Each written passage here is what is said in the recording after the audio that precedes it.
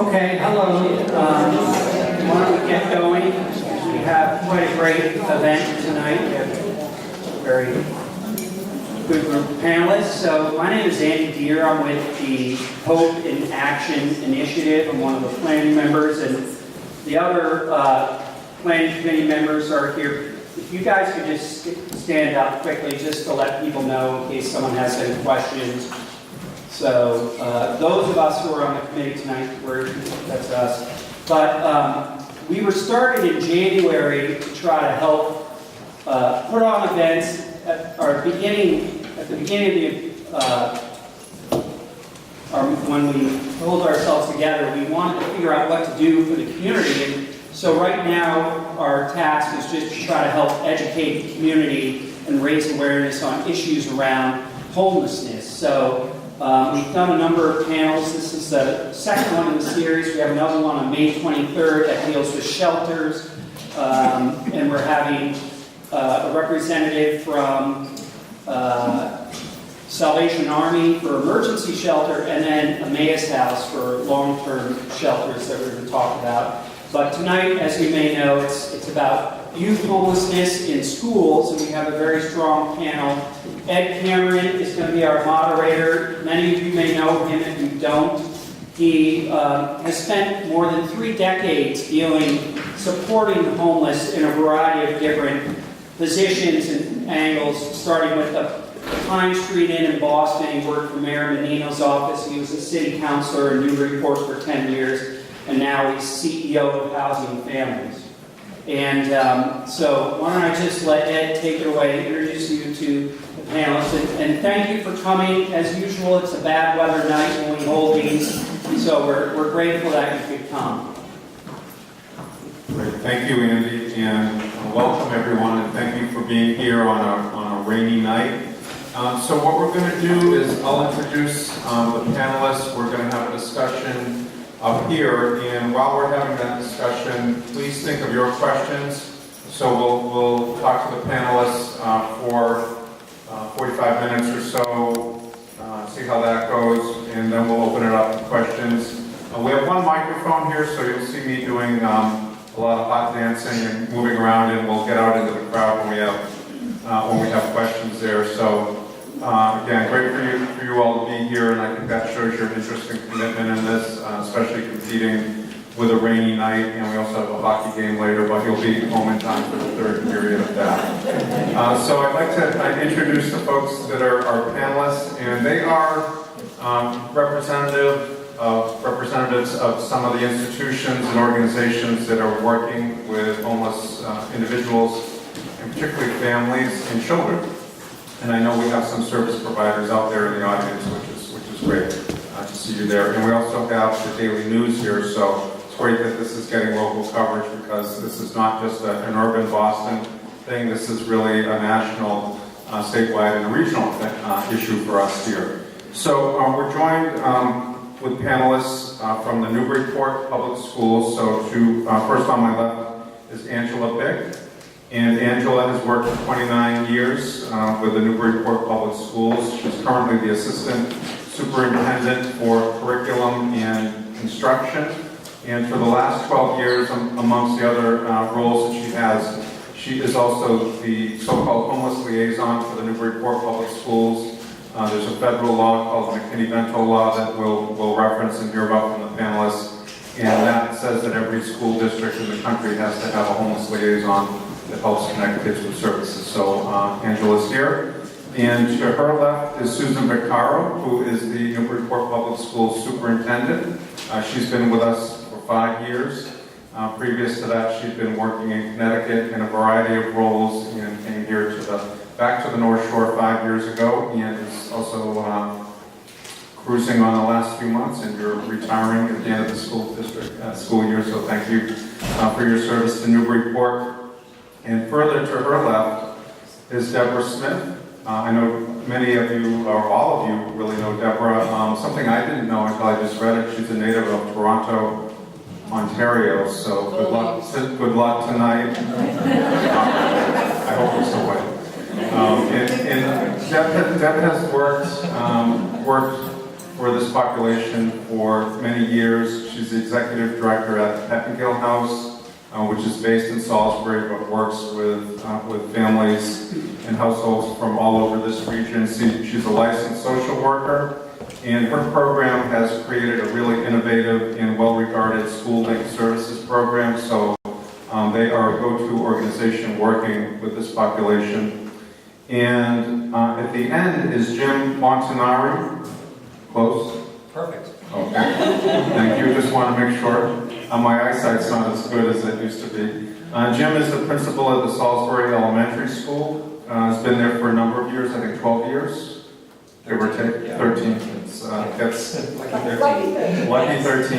Jim was the recipient of the 2018 Massachusetts PTA Outstanding Elementary School Principal of the Year, which is pretty cool. So congratulations and thank you for being here.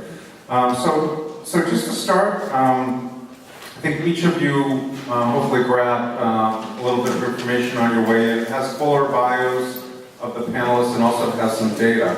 So what we know, because we have to track this for federal and state reporting purposes, there were, last year, and the numbers are pretty much the same this year, in Amesbury there were, this is grades K through 12, there were 51 students that were homeless last year in Amesbury. There were 17 in Newburyport, and there were 289 in the Triton district, and Salisbury is part of that, as we know. So there are significant numbers of homeless families and their children in our region. So to start off, we could ask each of the panelists just to talk a little bit about the numbers of homeless students in your district.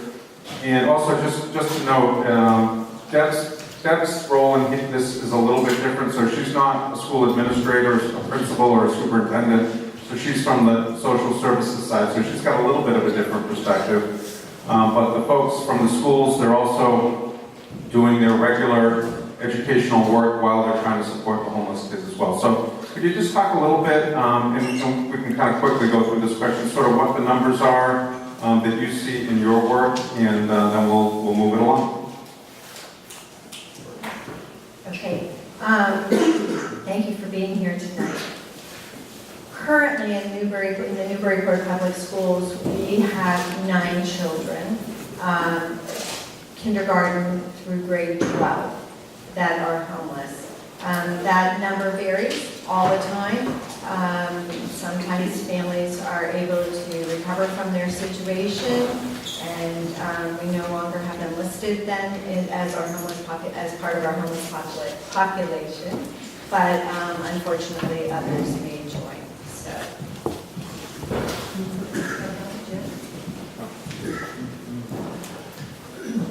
Good evening. Jim Montanari, thanks for inviting me and coming tonight.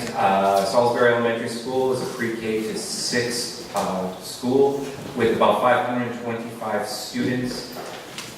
Roughly, and it does fluctuate, about 20 to 25% of our population is homeless. So roughly, we are looking at maybe 5 per class, and it could vary all the way up to 8, depending on the placement of certain students. I can't really speak too much regarding Triton.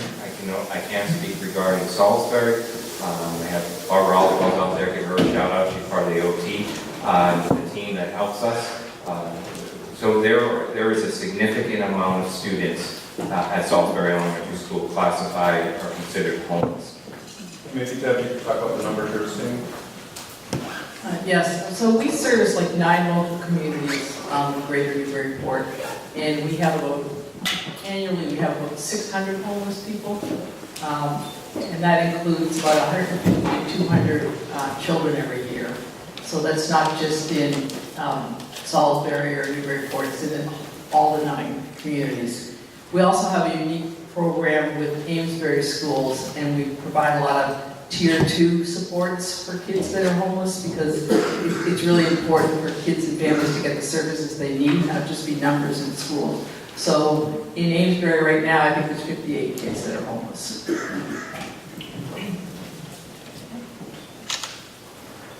So let's turn away from numbers. So when when either as a school employee you're encountering a homeless kid, or Deb, when you're first meeting a homeless family and their children, what's going on with these kids? What's their understanding of their situation? Are they seeing their school experience as something that's further traumatizing when they've moved around? Are they seeing the school as a stable, safe place to be?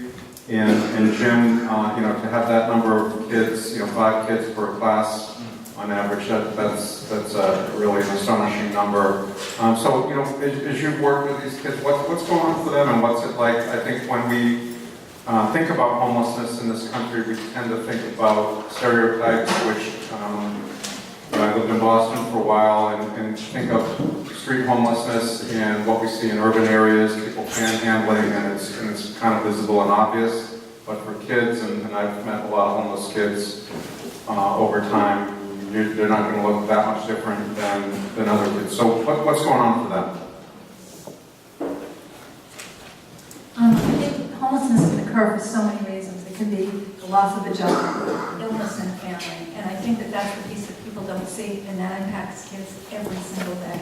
And I think that that's one of the hard parts, is that it can happen very quickly, and families can become homeless for a whole host of reasons. And I think that we as a school, we try to be the stability there for the children.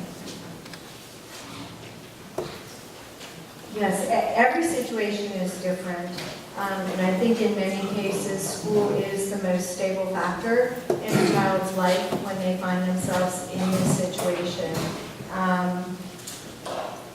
One of the fears that I hear from families when they lose their home would be that the student would no longer be able to attend the school that they're in, because they understand that they have those relationships with their peers, the relationships with the teachers that are working with them, and there's a sense of comfort and security in the school during that time. When you use the mic, try to put it like right close to your mouth, because it's not an all area mic. How's this? Perfect. So in our work, what we see is there's a lot of shame associated with being homeless. It's a hidden population. A lot of parents don't want to be forthcoming because they're afraid that their child will have to leave the school. They're also afraid that some of the state agencies will be involved, and take children away, and all those things have to be explained to them. And when they find out that there is somewhat of a safety net, and I'm referring to the McKinney Mental Homeless Act, they are entirely relieved, because at least, like Angela was saying and Susan was saying, at least they have the consistency of being in school. But many times we find that there's kids that are going to school that it's not being shared with the districts. So maybe we find out first, or the school finds out slowly. So I think that's really significant, because if the kids don't know where they're going to lay their head at night, it's a lot to be thinking about all day. To continue with what Deb was saying, it's regarding dealing with the students and the families and knowing what they're going through. Once we can establish trust and that and a relationship between the parents and the school, everything else seems to flow quite naturally. At Salisbury, I think with the students, it's an area that they feel safe.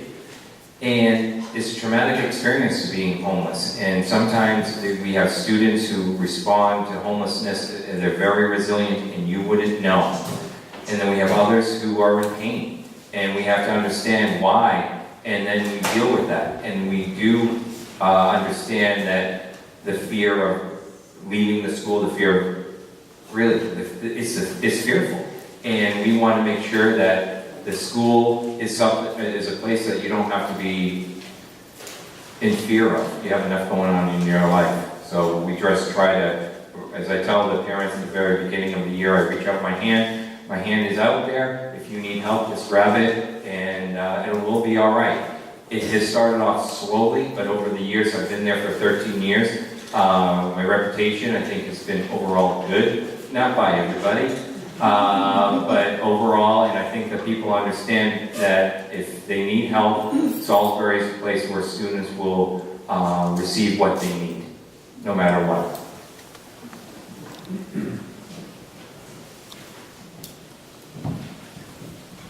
So how are other students who may be in a more stable situation, hopefully most students are in a stable situation, how are they responding to this? Is there some sort of vicarious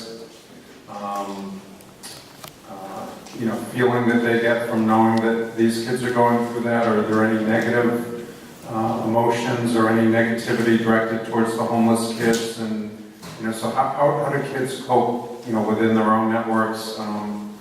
We often hear about bullying in school, and I'm old enough where school is a long ago memory. But I know kids can be tough on each other.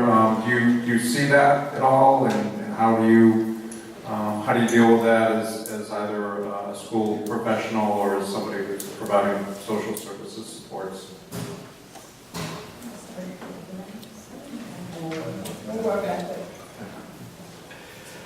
Honestly, I don't see the students and the faculty, but mainly the students are very welcoming at Salisbury. Just to give some data, we have 25% individuals who are homeless. We also have 60% low income, which is part of the 25%. And we also have about 75% of students who have suffered some form of trauma. So we are developing in a more of a safe and supportive school, and understanding where students are coming from in this day and age is different, and with all the expectations regarding academics. But the bullying or individuals being mean is not based on anything to do with this socioeconomics at Salisbury. Sometimes students can be mean to one another, but it's based on a disagreement on the football field, nothing to do with homelessness, which is a good thing. It is a good thing. So we do hear those kind of, kids against kids. I mean, it would be naive for me to say that doesn't go on. I do think schools really are aware, a lot more aware than in the past, and the culture that the kids are being educated in is totally different too. But we do hear those stories from moms and dads that mothers crying, saying my child was somebody made fun because they come in a special van and they live in a shelter. I mean, it does happen, but like I said, the best part of that is I don't think it's the norm as much as it was. I also think in a low incidence district, we try to protect the privacy as much as we can and to really keep it as private as we can for the children. It's not always possible, but we do what we can to ensure the privacy of our children. Yes, that's what I was going to say. I think it's rare, of course, our numbers are low, but I think it's rare that the other children know that a child is homeless in our school district. And we work hard to make sure that the adults understand so that they can provide wraparound support for the student. But I don't think it's commonplace that the other children know. So let's talk a little bit about, and this is a little bit of a new question, sort of the geography of homelessness in terms of their previous residences or the places that they've been staying. So in our communities, there really are no shelters per se. I know that there may be, I think there was one kid for the last school year who was listed as in shelter, and that might be a scattered site shelter that's here. But if we were talking where I work now in Malden, Everett, Revere, there are a number of shelters, so I think the numbers in those school districts, which are pretty considerable, there would be kids living in shelter. So here it's, if we look at the page that you might have grabbed when you came in, so a lot are doubled up. That's pretty much the primary number. I've heard that there's a kind of a seasonal ebb and flow, particularly in Salisbury, with families renting out cheaper winter housing along the beach, and then when summer rolls around, those families will go elsewhere, sometimes to campgrounds. So do you get a sense of, are the families from around here? Are they from other places? Maybe from New Hampshire, from other parts of Massachusetts? Do you get a sense of that mobility? Because, the McKinney-Vento Act says that if a kid is homeless and originally is from a certain school district, but they're living in a shelter or doubled up in some other community, that there are rights for them to go back to their original school district, and so there's less disruption in their lives. So just, do you have a sense of sort of the mobility and sort of where people are coming from and how transitional are their lives? Well, I'll start with Newburyport. The majority of the families that we see are local and have experienced some sort of trauma or hardship, and the majority of our students are doubled up, in some cases with families or friends. That's not always the case. We also have some situations where a family might be relocated because of a domestic situation somewhere else, and they've been relocated away from the core problem, and so we see them in those kind of situations. But I would say the majority of the students that we have in Newburyport that are homeless are pretty local. In the work that we do, I think we see a combination. There's a lot of new families that, have struggled maybe with homelessness, either over the border in New Hampshire or locally. From the Boston area and coming north, and it's hard to figure, how did they end up here? Maybe they had a relative or something like that. When I look at these figures, I'm surprised because we do have families that are at Emmaus House shelter in Haverhill, and then from there they'll go to some scattered sites. But a lot, the homeless populations that we see, the kids, a lot of the families are chronically homeless. So it might be a circuit. The families that we see that are not necessarily very, very small minority would be like lost their housing because of foreclosure or something. It could be generational homelessness, and it's symptomatic of so many other things. Just to piggyback on what Deb said, it is more generational than situational. We do see many students and families who are doubled up at homes, and we do see the rentals in the winter time, and then going to the campsites, and we do see motels, hotels, and throughout the year, especially during that October time, as well as come May. So we don't see many of the shelters. We do had a handful. It is, which I was talking to Deb, it does say 0, so it depends on, I guess, when they took this data. I know a handful of individuals who went down to a shelter down south of Boston, and they're all back after a year and a half. And then we had the Haverhill, and then there was a place in Salem. So we have that. It's not 0, but it's temporary. And the idea is to get them back. And it's also to work with and have a plan, because their right is to come back to Salisbury, but if they're going to Salem, Mass, that can be a long commute, especially during the winter. And being on a van in that area for an hour is not a healthy time. So we have a plan. So the goal is a short term, and then we partner up with Pet & Gill, and we get even a short-term goal to get them back as close to Salisbury as possible.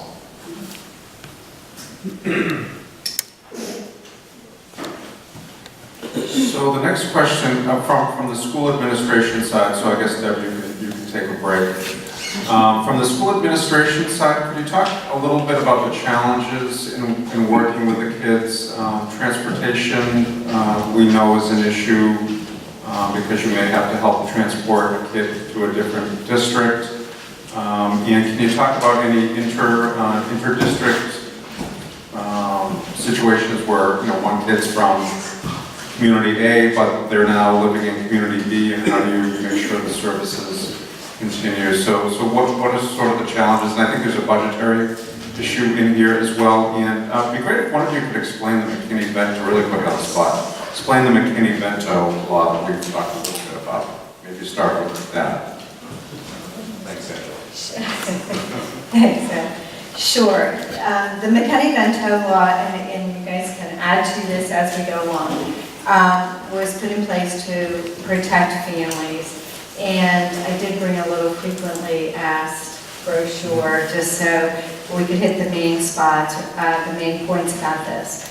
But it's really for children and youth who don't have, as they define it, fixed, adequate, and regular nighttime residence. And that could include a child who lives in a shelter, or is staying in a motel or a hotel, living in a car or a bus, or doubled up like we talked about with other people. So it can also include unaccompanied youth, which are children who are physically out of the custody of their parent or legal guardian. And these are oftentimes children that we are unaware of because they may stay a week or two at one friend's house and then move to another friend's house, and they kind of couch hop to keep it quiet that they're really on their own. And that, so that's a high-risk population of homeless students. But these students have rights under the McKinney-Vento law. And it is that they can attend school in their home community, whether they are living in that home community or not, to try to provide them stability. That they are offered free transportation to and from school, and that they can be immediately enrolled in the school in which they are living or their previous school district.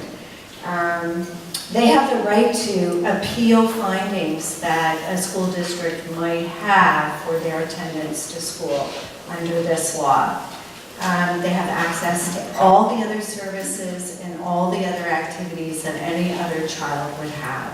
And that's part of the role of the McKinney-Vento liaison or the homeless liaison in the school, is to inform the families of what their rights are and to help them, to help to ensure that they're receiving them. So one of the challenges, while I'm talking about this, can be transportation. It's not a number that we can put a fixed budget number on. When we're budgeting each year, we don't know what our numbers will be year to year. And because we are a lower incidence district, we don't receive any support with the financial piece. So that can be a challenge. There's part of the McKinney-Vento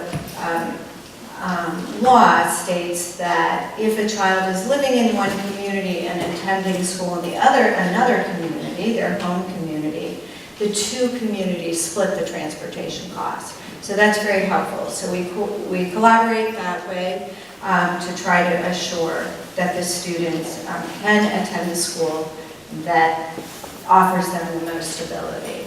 I agree sometimes when children are commuting long distances, that's not always the best situation for them because they're losing out on all of the after-school activities and things that would allow them to feel more a stronger part of their community and build stronger friendships if they're living too far away from the school that they're attending. I'm going to let somebody else add to that. And just one other thing, we can have a swing of as many as tens of thousands of dollars in our budget based on the transportation piece. So it's really hard to predict. For example, for the fiscal year 19 budget, we added $30,000 in every report because of the transportation piece, because we were at loss for this current year.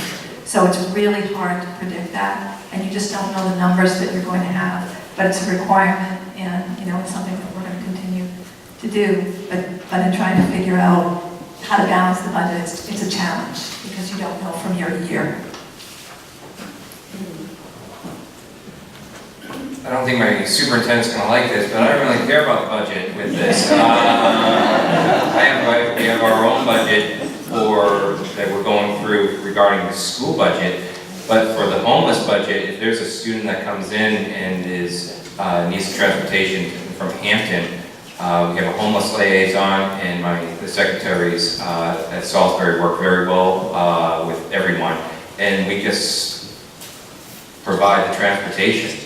And as for the monies and so forth, that's not our concern at that time. Our concern is to get the van there and to get the student here. Sometimes it is a van, sometimes we've seen regular Jeeps and regular cars. So that was a unique situation, because they would come up and we did not know who that person was. So they had to have a little pink ribbon so we would know, because there was no labels. So that was an interesting experience. And the main thing is we try not to get to long term.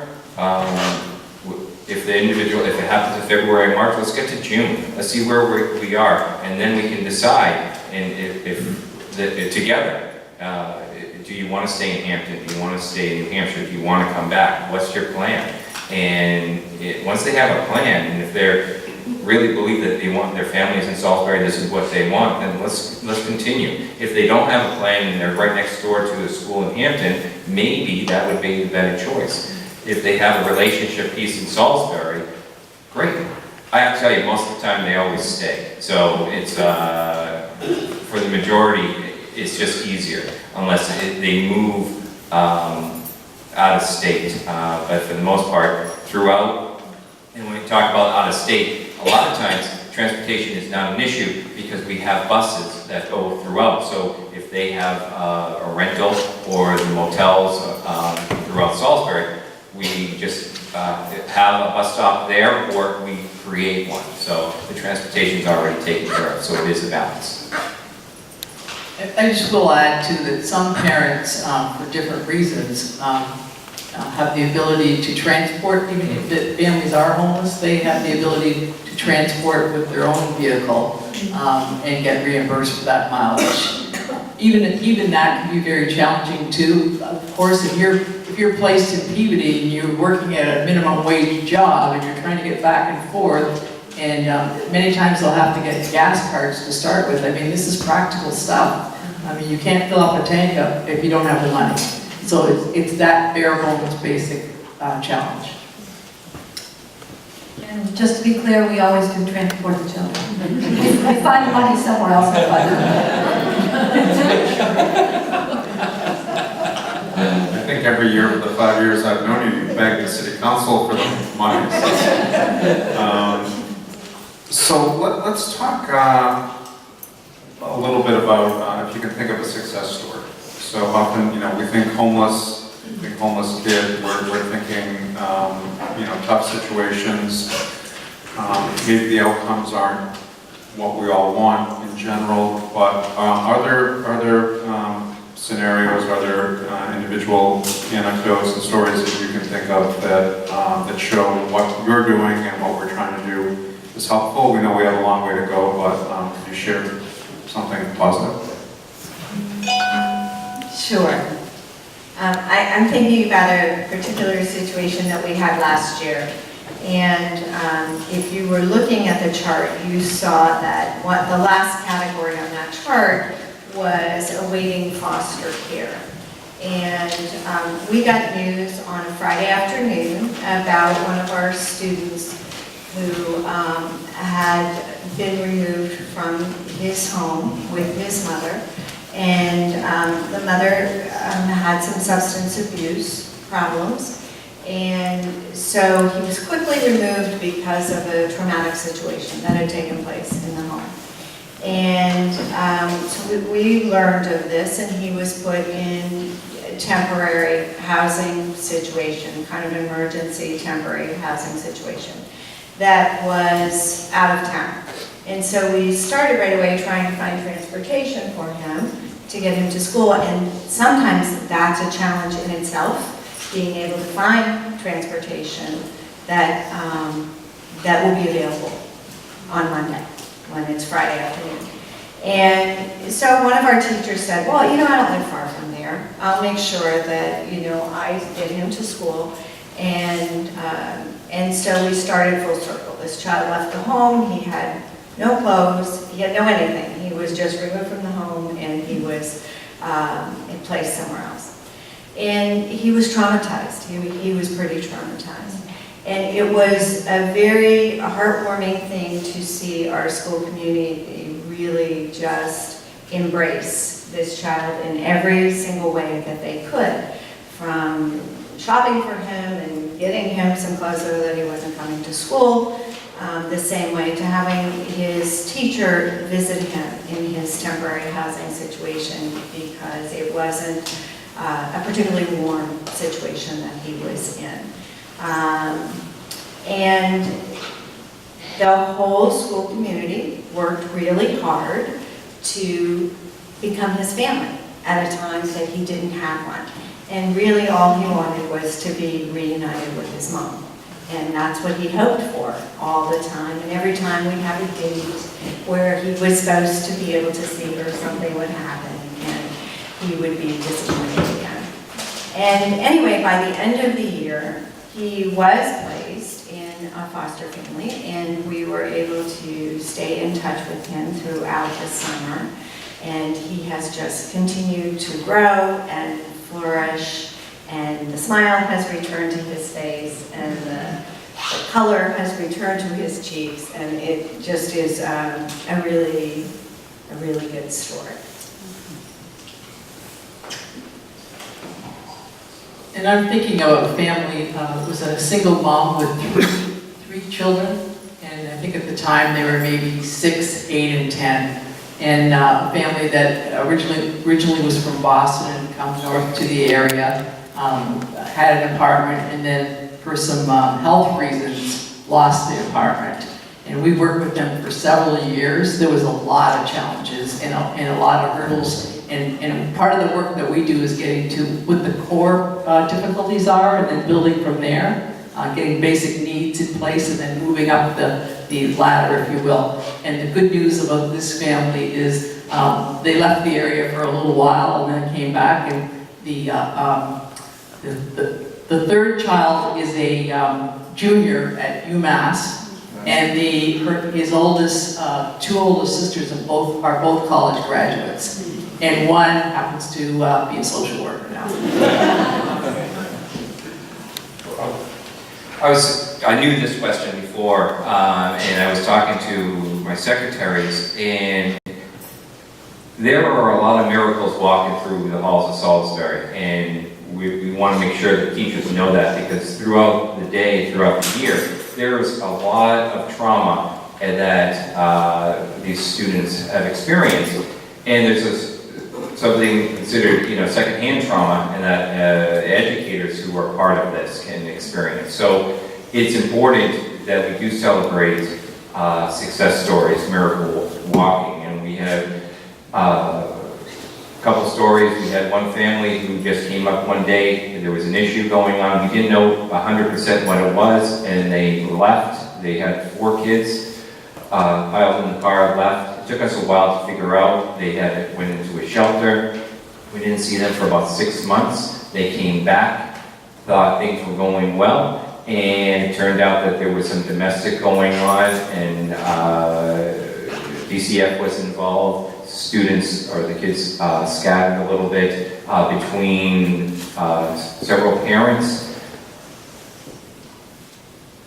The parents, and the mother in this case, the way how I believe is that the parent had an addiction and was sick, and she was not well, but she got well. She got into recovery, and she's doing well. And lo and behold, everything else came to fruition. The kids are doing great, all 4 of them, and she's in recovery. So not only was she able to hit bottom, but she was actually able to get into recovery, stay in recovery, and everything that she did benefited her family and her sons and daughters, and they are doing well. And if you looked at what happened 3 years ago compared to now, it's just a miracle for that family.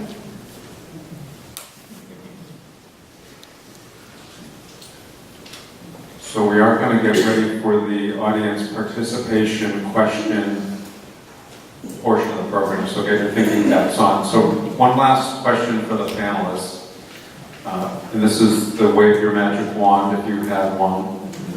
So we've talked about a lot of sort of the causes and then the impacts of homelessness, so causes that have been mentioned, high cost of housing, Deb mentioned, working a minimum wage job is not going to cut it in this housing market.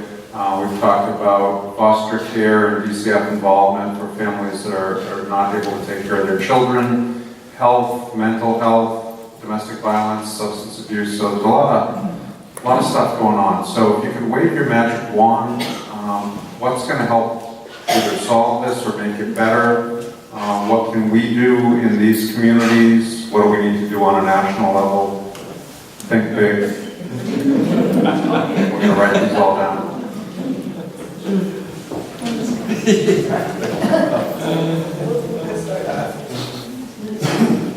Okay.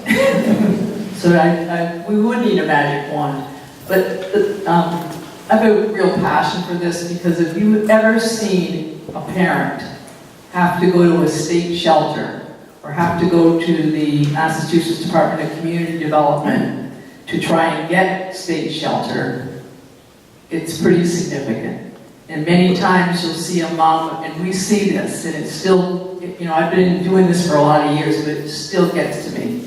And a lot of times the families won't even have suitcases, so they may have 2 plastic bags that are going with all their possessions. And then they have to go down and be interviewed, and then they come back, and so on. It's pretty difficult. Or if you've been and you've seen a 5-year-old with a family of 6 kids in a hotel room saying to you, "Hey Deb, come on over here, I made a room for myself," and it's a little pillow beside a bed, that's pretty significant.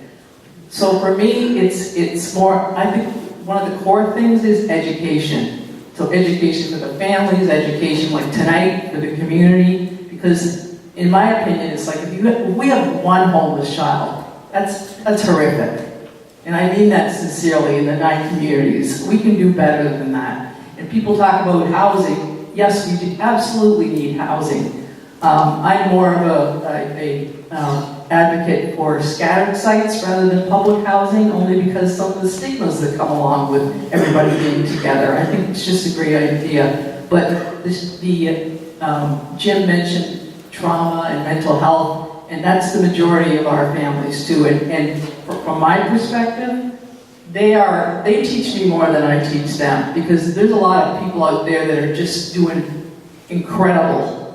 And how they put one foot in front of the other with all their challenges is beyond me. So the non-judgment that they're engaged with, and let's move forward and still be held accountable on what you need to do, but just to give a helping hand up, not so that anybody could be in the situation. And it makes me on a daily basis count my blessings. So I think we really need to have a face to the kids.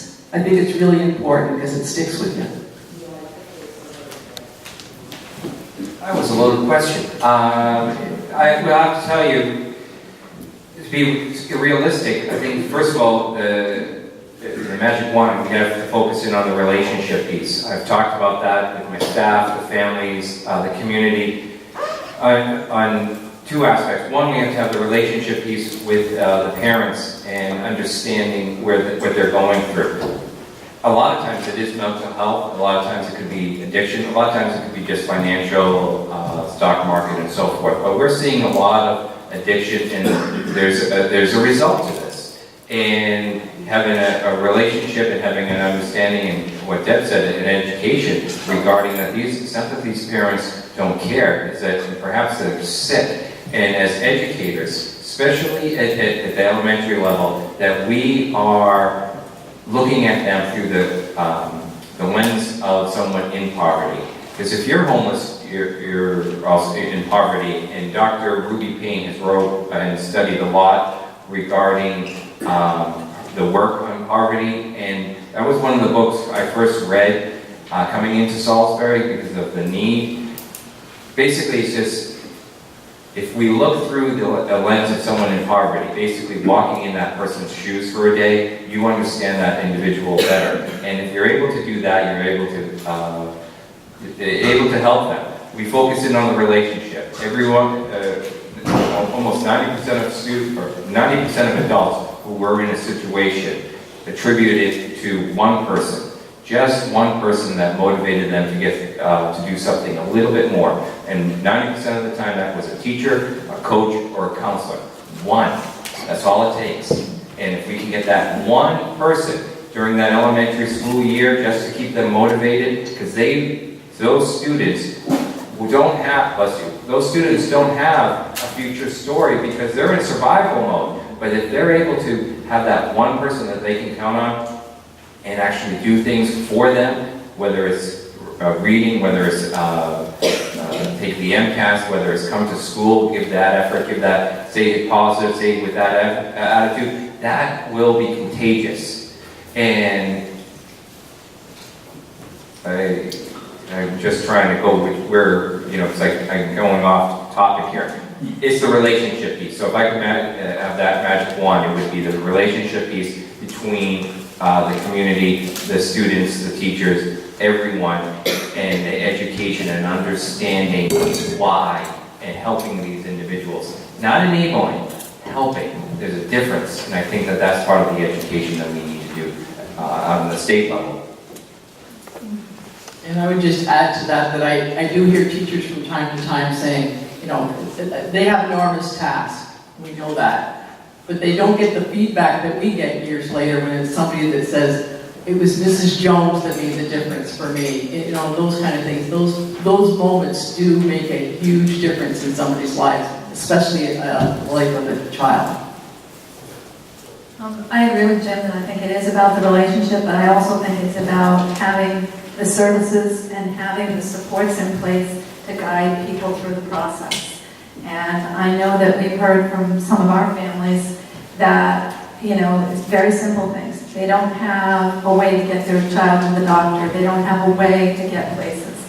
Transportation can often be a huge hang-up for people that are in these circumstances who are homeless. They don't have an ability to get to certain places. I know that one of the things that we're doing in the new report is that we are adding, that we'll be really happy to hear this, we're adding a social worker to our elementary school to do more work with our young families. Because we're seeing the need there, that families need help, they need help to navigate, that when there is there might be a mental health issue or there might be an addiction issue, that we need someone with the skill set that a social worker brings to work with families, to help them navigate the system. So that's one of the things we're doing to start addressing some of the issues that we're seeing locally.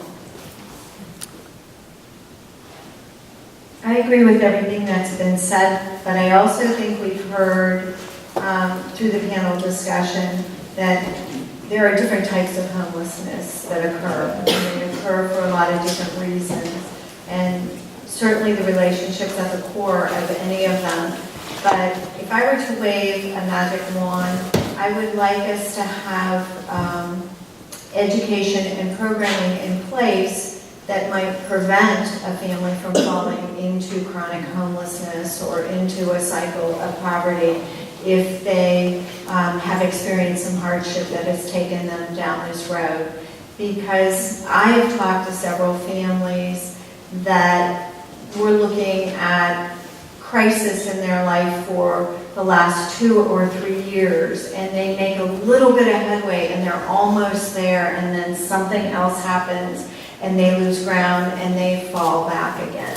So, I would love to see really strong bridge programs for those families that have experienced something that has taken them to this place to help them get over that hump so that they can recover from this.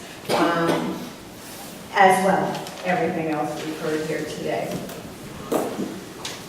Great, thank you. So we'll open it up to questions. Before we do that, I'm going to answer my own question.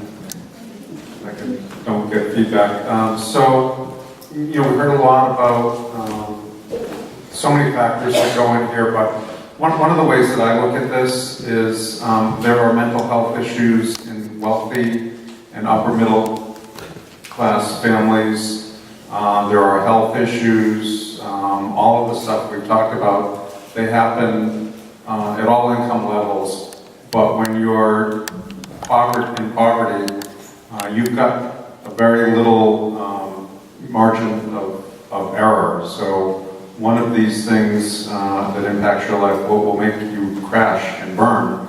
I make an airplane analogy. If you're flying at 30,000 feet and you hit a little turbulence, you bounce up and down a little bit.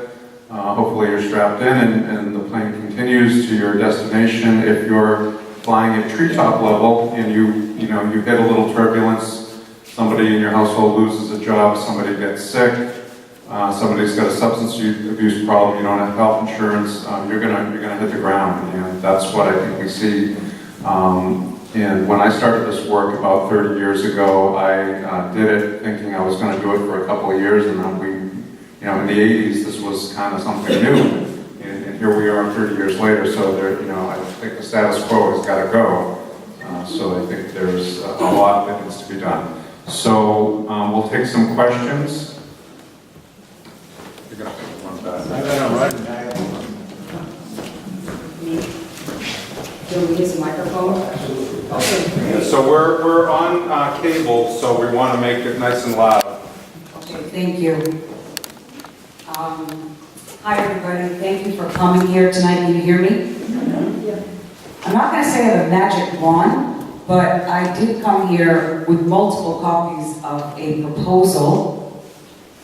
I'm an educator, and I'm a community catalyst for social change. I believe that homelessness is a symptom of a larger problem, that we as a community have a call to action, a moral duty, and even if you want to look at it as a security issue, I think income inequality is such a giant problem that we are not looking at. I'm also homeless. Thank you. Okay, thank you for sharing. I emailed everybody a plan. Great idea, I want to say. I'm Leslie Lawrence, I'm with Emmaus in Haverhill. Okay, sure. Is that good? Yeah. Okay, so I'm Leslie Lawrence and I'm with Emmaus in Haverhill. But I guess I have a question, or is that good? I have a question and a comment, because I always have comments as Ed knows. One is that right now there is something that everyone can do because there's a budget process, and there are things that are being decided right now at the State House on housing. And there's a way, and there are amendments, and there are things that you can be doing right now to try to increase money for affordable housing, which is the only way communities like this are going to be able to build affordable housing. The other thing is a question, but it's sort of related. Right now the state is doing its own youth account.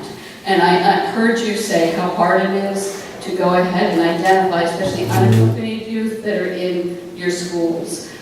There are flyers, there are things that are designed to not make it stigmatizing. Kids can go right online and fill out this survey themselves. And I'm just curious what you as school districts are doing to try, and maybe the city is doing, to try to identify those people. So youth count? Unaccompanied youth? Yeah, I think if I understand the question correctly, it's that unknown, and I will answer it by, with the teachers that we have, and I have another teacher out there, I'm going to give a shout out to Mariah and Lucy. We have a group of individuals who know the students. If there is a student that is going from home to home to home, we know about him or her, and we will intervene. Do we know it right away? No. But over in time, we do. And that's from myself, all the way to the secretary, even to the custodian, to the IAs, to the teachers, and that's a culture. Because how do you find that information out? If you mentioned about going online, if the student is 6 years old, and they've been told not to say anything. You just listen, and then once you hear, you gently reach out your hand, and it's, again, it goes back, it's repetition, and it's, maybe it's gonna, I don't want to become cliche, but it's that relationship and knowing the student and knowing the family. I think the harder thing is what you said was the kids who are couch surfing. Yeah. And how do you find them? And so all of this material has been developed to try to make it comfortable for kids, not necessarily come forward to you, but to go on, the materials are there to help people go and do this statewide count so that there can be money put aside to help these children. And so I guess I'm curious, I have materials here that I'll put out so people, if they know them, can hand them out to students. We're only looking for kids under 25, and they don't have to identify as homeless because the survey itself will be able to do that. So I guess I would urge that people, it's for 3 weeks, started this week, going through the 13th. I would urge everyone here to try to get this information out to people right now. Where we can make sure they get So I think the unaccompanied youth too, like I think of seniors in high school or juniors in high school, that's what I think of. And again, I think building on what Jim said too, and that there are some services, but I mean, I can't even imagine going to high school, living on my own and going from place to place. But I think they need support, and yes, they're in school all day for 6 hours, 8 hours, whatever, but they also have a life, weekends, the nights, and all those kind of things. And I think the schools that are really in this area that are really listening and hearing, like as Mr. Montanari said, we hear a lot from guidance counselors. So, and then when the kids know that, I'll say to a parent or an unaccompanied youth, in this area, I want you to know that there may be, I'll give a figure of how many kids are homeless. I say that because they don't know that, and my point being, you don't know it because it is confidential. But to get those teens, there really are teens, the support they need is huge, and it takes a lot, and you want to see them leave high school and go on somewhere else. So I think listening and being there for support is critical.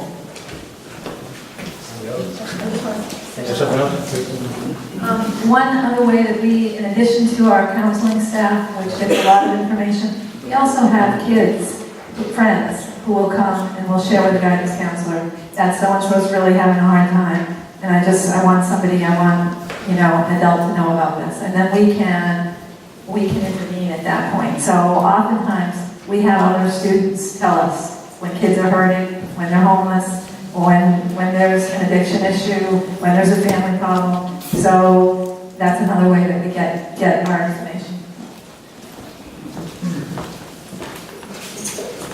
We have a question. Yep. So this issue is a comment that Angela made, and it also reflects something that Jim had mentioned to me previously, and it's about the issue of absenteeism. Angela, you talked about the right to appeal absenteeism, and Jim also talked about chronic absenteeism, how it's growing. And I just wonder, how are we dealing with that, and what are you seeing? And Deb, I imagine you might see some of that as well. So I'll just hand it to Jim. Okay. Thank you. Chronic absenteeism isn't just for the homeless, it's for everyone, and I think it's something that is looked at throughout the state in all towns. Salisbury, we have looked at it quite extensively in the past 3 years. 3 years ago, we were 16% chronically absent, and chronically absenteeism is categorized as 18 days, missing school 18 days or more, no matter what the excuse. A lot of parents bring in notes from doctors. That's a little bit different. That's regarding excused or unexcused. That can get involved with the truancy. That's punitive. We're just looking for students to come to school on a regular basis. We had a 16%. This past year, according to the DESE, we had about 12%, and now currently at day 138, with my data, which will probably be a little bit different, but hopefully it'll be close, we're at about 5.5% chronically absent. And that is a repetition of why education is important. Why you have to come to school and reaching out and extending the hand and asking the parents, point blank, what's going on? Is there anything we can do? And I'll give you a couple of brief examples. A lot of times it's a car situation. Homeless parent came in. It was at a dance that we had. The student was there at the dance, but wasn't in school. Technically, if you don't show up to school, you can't go to that activity. So I asked, we talked to the mother, and the mother was actually quite upset because she felt that it was an inappropriate time. I apologized, and she asked, do you talk to all parents, about attendance? And then I answered, yes, I do. And she told me that there was a situation that with the car being broken down, and an individual living 3 or 4 people had to take it, and the student was stuck. I told her, give us a call, we'll send out a taxi. And then she said, I don't want my son who is in elementary school taking the taxi by him or herself. I said, fine, take her with you. I'll go back and forth. This is what we do. While I'm at work, fine, I'll have a teacher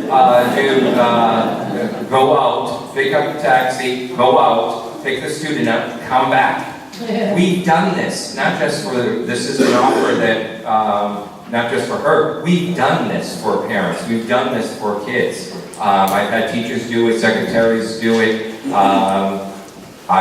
we do this. And once that happens, there's that trust, there's that reaching out that hand. So the chronically absent is a huge problem throughout the state, I think throughout the country, and not just homelessness, but it's tough. We're lucky right now we do have buses and throughout. And I would just add to that, but our Ed mentioned our schooling service program, and it's a nationally acclaimed. It's not just ours; it's an evidence-based program. And what that does is we work really closely with schools so that we could be the homeschool liaisons. And many of our staff sit on teams, child study teams, intervention teams. When families come to us, they immediately sign a release so we can talk to schools. That's not to share information with, it's a need-to-know basis, but we want to bridge the gap between the community and schools and home. And if I'm on a team and I'm hearing of this child is absent a lot, this child is tardy, this child they're not showing me anything, they got their head down on the desk, those are all red flags to us, and it's like Jim started to talk about, we want to get to the core reasons for that and support the family. Just to add to what Deb said, oftentimes the chronic absenteeism is our window in, because that's when we find out there's a problem. Oftentimes they've been able to hide what's going on till a certain point, and then the student becomes, absenteeism increases until we start to investigate to see what's happening, what's going on, trying to get to the core of it. And oftentimes it's a good indicator for us, because now we can offer them the help that they need. Here we go. Thank you. Quick comment and a question. My name is Joe Moore from Groveland, and on my sidelines is I run a volunteer organization called Merrimack Valley Hope Mission. Can you speak into the microphone? Sure. Joe Moore from Merrimack Valley Hope Mission. One of the things that I've discovered in the volunteer work that we do is that there's a huge population of people that want to give. They want to donate their time. They want to donate resources. So it's my opinion that homelessness, which is a societal ill, I don't think there's anyone in this room that knows how to truly eradicate it. However, thankfully, most forms of homelessness can be cured by treating the symptoms. So, for example, every child that you know of that's homeless, whatever category it is, and possibly the exception of foster care, is food insecure. Well, we have volunteers that are willing to prepare food, drop off sandwiches. I would bet you that a school system could create a service corps just like a lot of the nonprofit organizations do. They create volunteer organizations. So for example, when the federal government presents us with an unfunded mandate, go pick up and drop off a kid in Framingham who still wants to go to school here, you might be able to find a volunteer to do that and mitigate the cost of the school system. So is it possible for a school system to create service corps made up of community leaders, community members, alumni, even students that need to get service credits?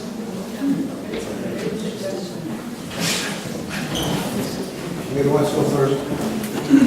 Maybe a quick comment on this one, we'll take a couple more questions. The superintendent should answer this one. Because I have to say yes. I think it's a great idea. I think that there's some challenges with it because of confidentiality. And I think just because of things like, we're so careful about safety and about who we allow in our schools, and you have to be fingerprinted and you have to be quarried, and so it presents some challenges from that standpoint. I'm a believer that the glasses always half full, so I think that there's always a way to, there's a way to solve the problems. I think we do, I can speak to this community, and it's just an amazing community of who I ask for help at anything, and I get a million volunteers. It's great.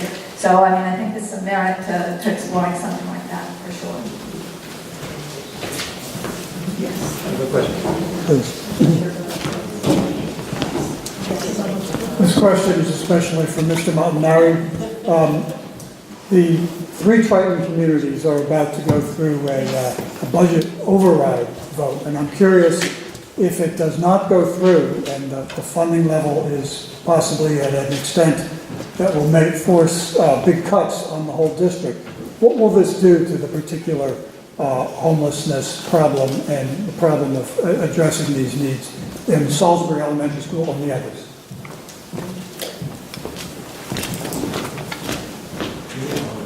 Yeah, I know that. Lance, having me talk on camera about the budget, I'm sure I'm going to be breaking a couple laws here, so.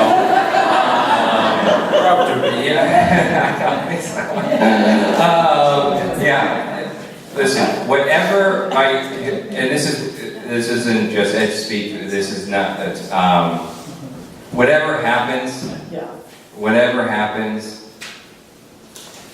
we're going to make it work at Salisbury for the interests of the students. No matter what happens, we're going to make it work. That's what we do.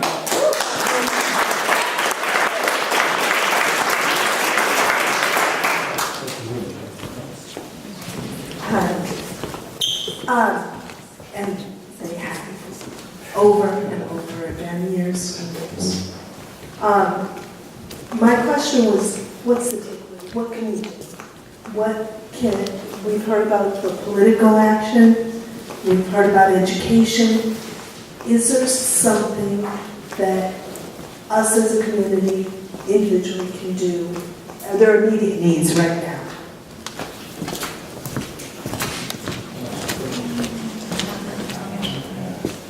I think one of the things that I spoke about a little bit earlier that we've seen, and again, we're a small incidence district, is that transportation is often, and then I'm not talking about the children, I'm talking about the families, getting places that they need to go. That's often a huge stumbling block that we've seen in our families.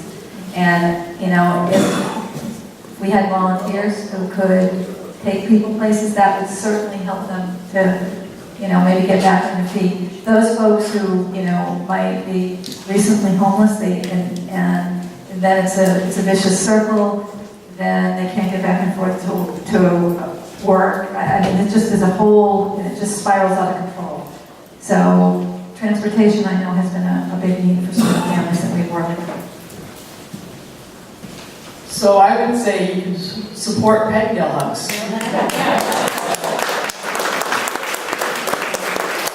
And that's tongue-in-cheek, but I'm serious too. We are a true grassroots wraparound service program. We know the communities, and yet we have to stop all the time to raise funds all the time. And that's tough work when you're trying to do direct service. And there's not any other agency I know where the executive director is doing direct service. So every penny that you put, and it's not an ad, it's a community thing, and I'm serious about this. Every penny you donate stays in the community, and I think that's huge.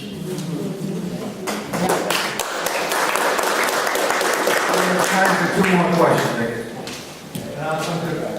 Hi, my name is Betty. And Angela, before you were talking about bridge programs, and I was wondering if you could elaborate more on what bridge programs are.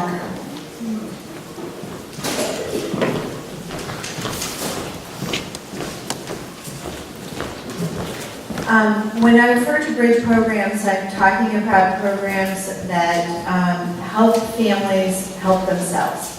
Help families perhaps with temporary housing, but during that time that they're getting support with temporary housing, they're also getting support with finding a stable job so that they can start to earn a regular income and start to save a little bit of money so that they can get a security deposit and perhaps get an apartment so that they have a more permanent address.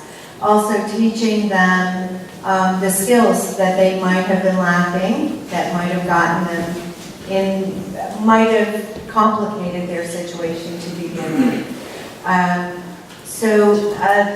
Services and programs that would allow them to bridge from their current situation to a more stable situation, but not only by providing a place to live, but also by providing the services and skills needed to help them help themselves. Anybody else? All right, promise to back down here. All the way to the back.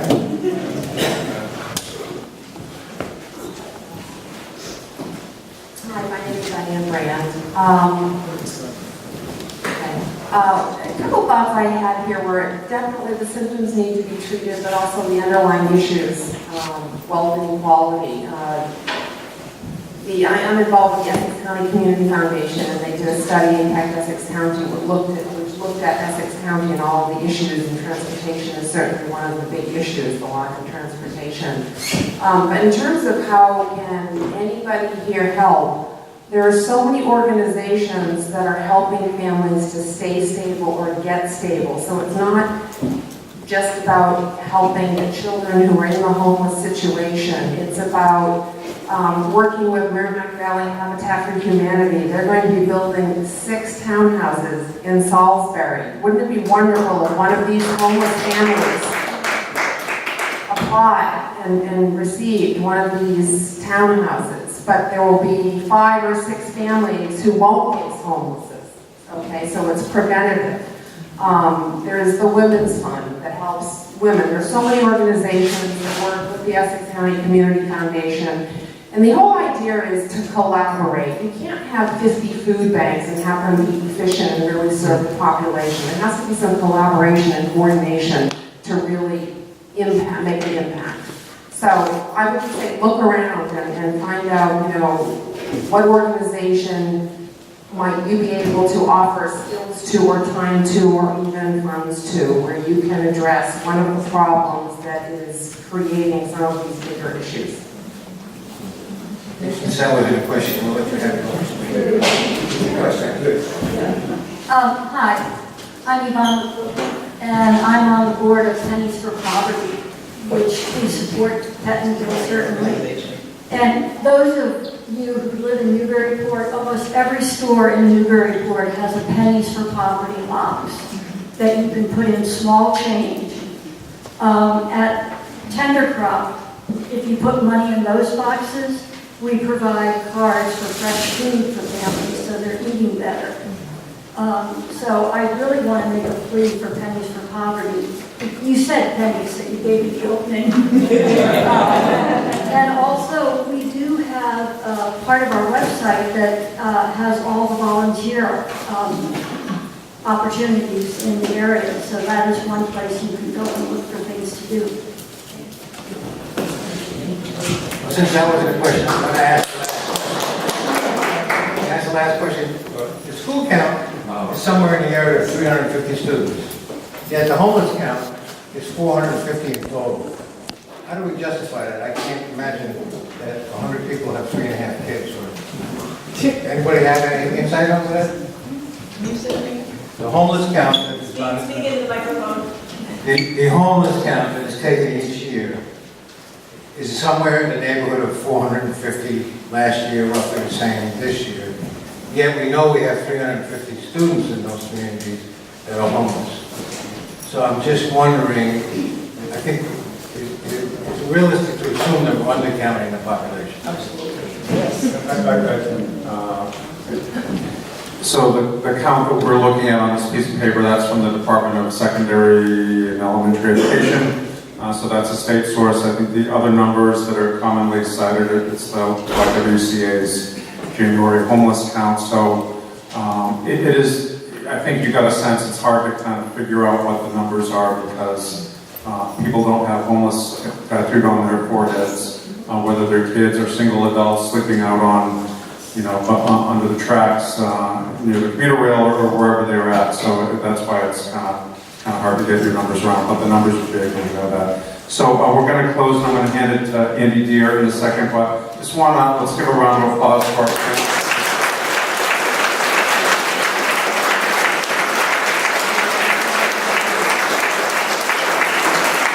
certainly want to thank them for their time tonight, but really to thank them for the work that they do and the inspiration that they provide to the families and kids that they're working with. So I'm going to turn it over to Andy, who's going to give us a wrap up.